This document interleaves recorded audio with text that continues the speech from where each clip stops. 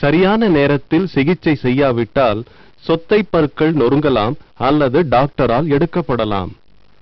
ஓரிரு பற்களை இழந்தால் கூட உணவை கடித்து சாப்பிட கஷ்டப்படாமல் மற்ற பற்களை உபயோகித்து சமாளிக்க முடிகிறது.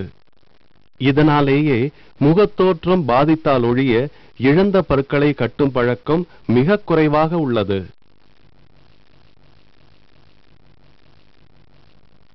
ஆனால் இழந்த பற்களை கட்டாமலே விட்டுவிட்டால் சுற்றியுள்ள பற்கள் ஏடாகூடமாக நகர வாய்ப்பிருக்கிறது.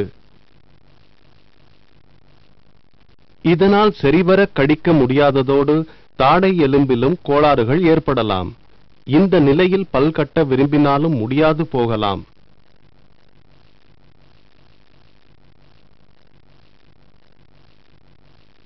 அதனால் பல் எடுத்த பிறகு பொய்ப்பல் கட்டுவது மிக மிக அவசியம்.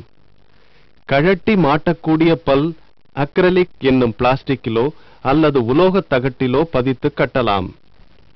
மிக மலிவாக இருந்த போதிலும் கடிப்பதற்கு பெருமளவு உபயோகப்பட்டாலும் கூட நிறைய பேர் இந்த வகை பற்கள் தடிமனாகவும் அசௌகரியமாகவும் இருப்பதாக நினைக்கிறார்கள். இழந்த பல்லின் அருகே வலுவான பல் இருந்தால் அவற்றின் உதவியோடு பிரிட்ஜ் என்னும் நிலையான பொய்ப்பல் கட்டலாம். பக்கத்து பற்களின் மேல் பகுதியை எல்லா பக்கங்களிலும் தகுந்த கருவியால் சீராக குறைக்க வேண்டும்.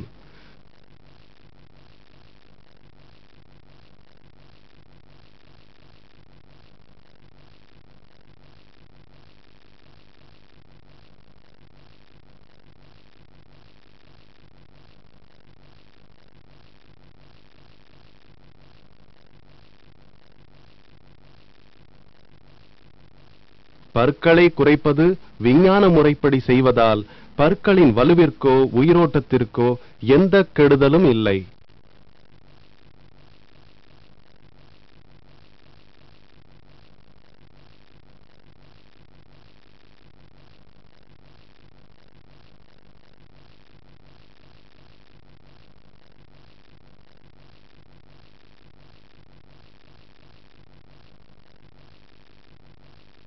குறைக்கப்பட்ட பற்களின் அளவை எடுத்து பிரிட்ஜ் செய்கிறார்கள்.